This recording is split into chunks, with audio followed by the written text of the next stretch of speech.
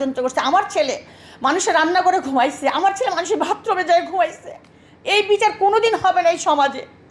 যেই যেই জিনিসগুলো আমার করছে, আপনারা অফিসে আসছেন, আপনারা তিনতলায় যান, জয়দত্তা টিভির একটা একটা ক্যামেরা নাই, একটা একটা মেশিন নাই, একটা ল্যাপটপ নাই, একটা কিচ্ছু নাই। আমার এই যে ড্রয়ারগুলো সব ভাঙ্গা, এই যে ড্রয়ারগুলো সব ভাঙ্গা, সব ভাঙ্গা ড্রয়ার। আমার কাছে চাবি চালিয়ে আমি দিতাম। আমি সবসময়, যাই হোক, আমার সাথে যারা ষড়যন্ত্র করছে, গুটি কয়েকজন মানুষ মিলে আমার সফলতার পিছনে ষড়যন্ত্র করেছে। আমার প্রতিহিংসা ষড়যন্ত্রে আমি ধ্বংস করে ফেলছে আমাকে। আমি আমি যদি বিদেশে যাওয়ার ইচ্ছে থাকতো, আমি যদি বিদেশে টাকা পাচার করার ইচ্ছে থাকতো, আমি 2000 সালের পরেই করতে পারতাম। আমি কিন্তু আজ পর্যন্ত বিদেশে যে 10 দিনের বেশি থাকতে পারি নাই, থাকি না, কারণ আমি আমার দেশের মায় আমাকে চলে আসতে হয়। আমার ব্যবসা বাণিজ্য সব কিছু আমার দেশে, আমার দেশের বাড়ি কিচ্ছু নেই। সো আমার ছেলেকে যখন মারছে আমি খুব কষ্ট পাইছি, এবং আমি যতদিন জেলখানায় ছিলাম আমি প্রতিদিন আমার চোখ দিয়ে পানি পড়ছে আমার ছেলেকে কেন মারলো। তখন আমার মেয়েটা বলছে, আম্মু তুমি কোথায় যাও? আমি বলছি আমি আসবো, চলে আসবো।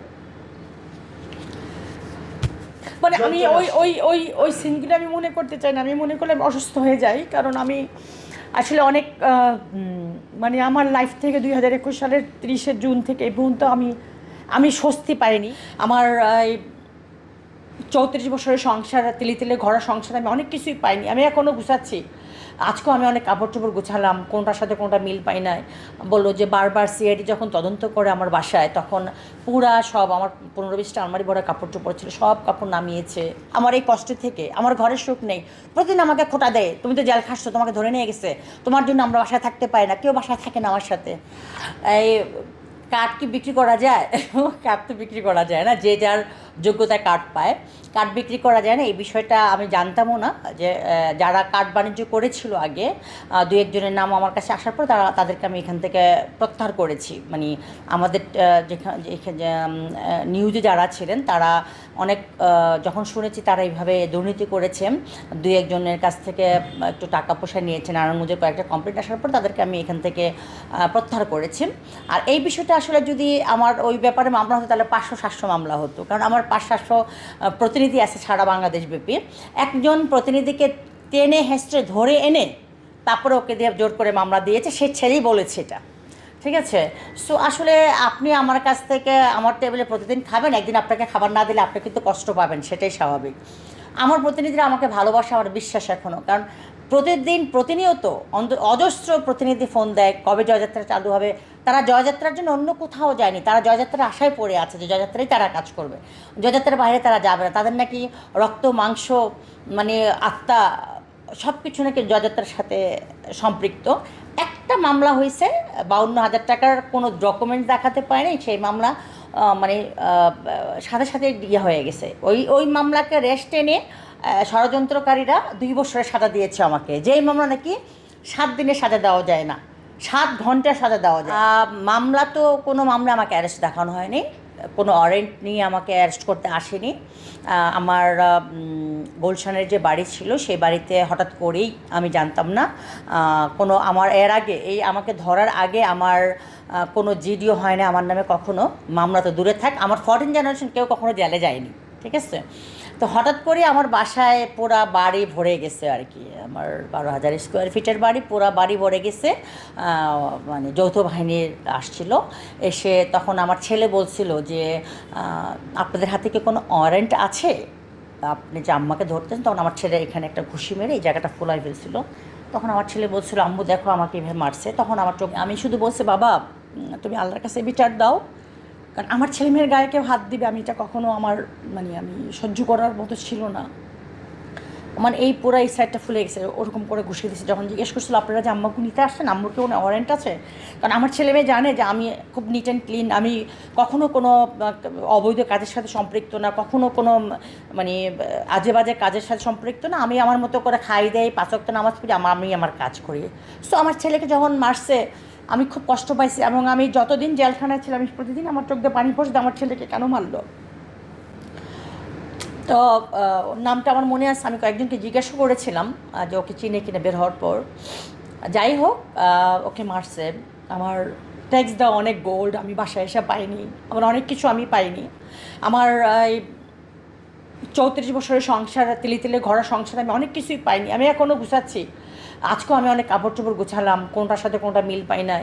বললো যে বারবার সিআইডি যখন তদন্ত করে আমার বাসায়, তখন পুরা সব আমার 15-20টা আলমারি ভরা কাপড় চোপড় ছিল, সব কাপড় নামিয়েছে, কিছুই পাইনি। টুকরা টুকরা ক্ষুদ্র ক্ষুদ্র আমাকে র্যাব হেডকোয়ার্টারে নিয়ে যাওয়া হয়। তবে একটা আমি সত্য কথা বলতে চাই, প্রশাসনকে আমি অনেক শ্রদ্ধা করি, অনেক ভালোবাসি, এবং প্রশাসনকে আমি অনেক সহযোগিতা করেছি। ওনারা যখন যেটা দেখতে চাইছে আমি চঙ্গ এনে দিয়েছি, উপর থেকে আমি ফাইলপত্র নামিয়ে দিয়েছি, আমার যেহেতু জমি জমার অনেক ফাইল আছে, এবং ওনাদেরকে আমি চা বানিয়ে খাওয়াইয়েছি। এবং আমি একটা কথা শুনেছি যে বড় বড় যারা আসছিলেন প্রশাসনের অনেক হায়ার লেভেলের, তারা রুমেতে বলতেছিল যে স্যার আমরা কিছু পাচ্ছি না, কাকে জানি ফোন করেছে, স্যার আমরা কিচ্ছু পাচ্ছি না, ওনারা খুব ভ্যালিড ফ্যামিলি, ওনাদের ঘরে কিছু নেই, ওনাদের দুটা গান আছে, পিস্তল ও লাইসেন্স আছে, তারপরে ওনাদের কিছুই নেই, বলে যেমনি পারো ধরে নিয়ে আসো। মানে এই ডায়লগটা মারছে হয়তো উপদেশটা, আমি শুনি নেই, যেমনি পারো এমনি ধরে নিয়ে আসো। তা আমাকে বলছে যে আপা চলেন। তো আমি তো কোথায় যাবো, বলি কি আমাদের সাথে চলেন, সকালে দিয়ে যাব, কিছু প্রশ্ন জিজ্ঞাসাবাদ আছে। তখন আমার মেয়েটা বলছে আম্মু তুমি কোথায় যাও, আমি বলছি আমি আসবো, চলে আসবো। তো যাই হোক, এটা হচ্ছে আসলে ভাগ্যের পরিহাস। আমি জানি না কি হয়েছিল পরের ঘটনা। পরে আমার মেয়ে বোধহয় লাইভে গেছিলো, মানে আমি ওই ওই ওই ওই সিনগুলো আমি মনে করতে চাই না। আমি মনে করলে আমি অসুস্থ হয়ে যাই, কারণ আমি আসলে অনেক মানে আমার লাইফ থেকে 2021 সালের 30শে জুন থেকে এই পর্যন্ত আমি স্বস্তি পাইনি। আমি এখনও স্বস্তিতে নাই। আমি মানে এখনও আতঙ্কিত। মানে আমার ওটা মনে হলে আমি অসুস্থ হয়ে যাই, আমি মানসিক ভারসাম্য হারাই ফেলি।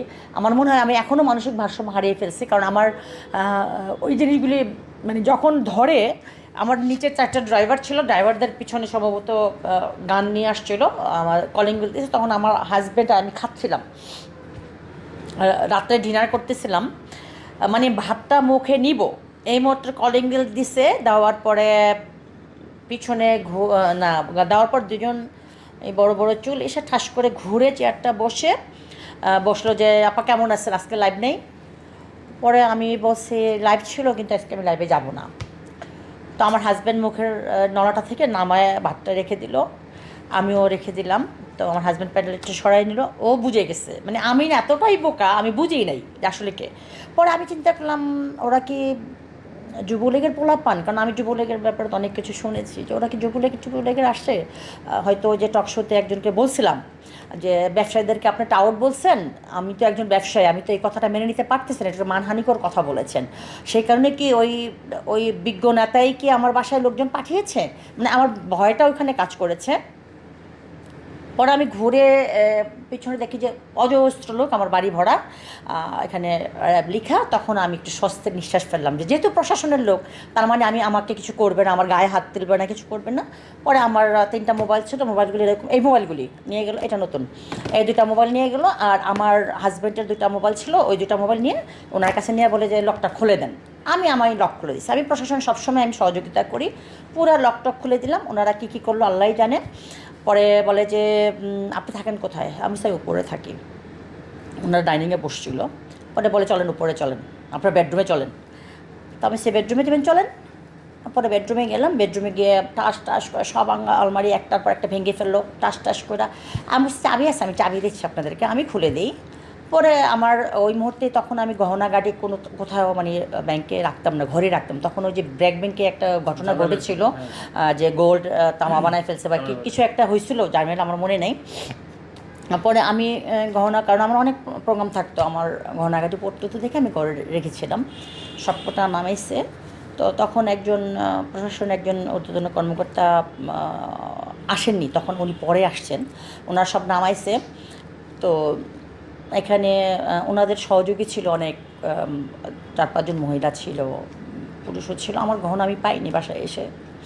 ওখানে আমার লাইফের একটা অনেক বড় একটা এক্সপিরিয়েন্স, যেহেতু আমি কোনোদিন জিডিও খাই না, কোনো মামলা হয় না, আমি জানতাম না যে আমাকে কী করা হচ্ছে। আর তো সবাই আমাকে ম্যাডাম ডাকছে, আপা ডাকছে, ওনাদের ব্যবহার খারাপ ছিল না। তো ওনারা রাতে আমাকে খাবারও দিয়েছিলেন। তো একজনের পর একজন আসতেছে, একই প্রশ্ন করতেছে, মানে আমি বুঝি না যে এটাই কি ইনভেস্টিগেশন কিনা। একই প্রশ্ন করতেছে, মানে ঘুরায় ফিরে একই প্রশ্ন। তা আমি তো সত্য কথা বলি, আমার তো একই রকমই আসবে উত্তর। তো হঠাৎ করে বললো যে আপা আপনার মেয়ে তো লাইভে গেছে, আপনার ছেলে মেয়েকে ধরে নিয়ে আসবো। তা আমি বলছি, আমার ছেলে মেয়েকে ধরবেন কেন? বলে কি, আমি আপনার ছেলে মেয়ে আপনার হাজব্যান্ডকে না ধরাটাই কি আমাদের অপরাধ? আপনার মেয়ে আবার লাইভে গেল কেন? মানে যমুনা টিভিতে তখন লাইভ। পরে আমি বলছি ঠিক আছে, আমার কাছে তো অন্য মোবাইল নেই, আপনি আমার হাজব্যান্ডকে ফোন দেন। আমার নাম্বারটা মুখস্থ ছিল। পরে আমার হাজব্যান্ডকে ফোন দিলাম। তখন আমার মেয়ে নিচে কথা বলতেছিল, দেখাইতেছিল আর কি, একটু দেখানো শুরু হয়েছে মাত্র। তখন আমার হাজব্যান্ডের যখন বললাম যে তোমার মেয়ে লাইভ দিছে কেন, ওনারা তো তোমাদের ভালো চাইছে, শুধু আমাকে ধরছে। মানে আমি সরল সহজভাবে বললাম। তো আমার হাজব্যান্ড যা বললো কি, মেইন সুইচটা অফ করে দিল।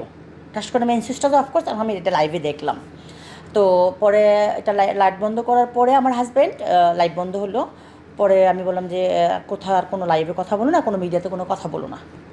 হ্যাঁ, তো ওরা কোনো মিডিয়া আমার বাসার মানে প্রায় 1 মাসের মতো মিডিয়া আসছে, আমাকে দারোয়ান, আমাদের বডিগার্ড, আমাদের ম্যানেজার যারা আছে ম্যানেজমেন্ট সবাই বলছে অনেক আসছে, কিন্তু ওই যে আমি না করার কারণে ওনারা কাউকে আর ঢুকতে দেননি, কারোর সাথে কথা বলেনি।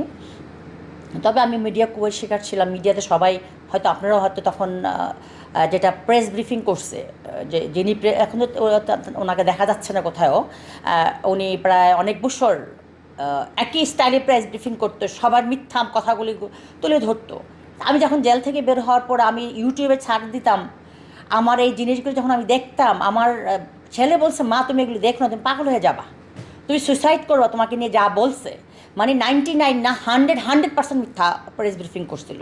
মানে তার মানে আমাকে প্রেস ব্রিফিং করে আমাকে সমাজের মধ্যে আমাকে মাদক ব্যবসায়ী বানাইছে, নারী পাচারকারী বানাইছে, মাদক ব্যবসায়ী যা পারছে বানায় আমাকে একদম আমাকে কলঙ্কিত করে কলঙ্কিত করার চেষ্টা করেছিল।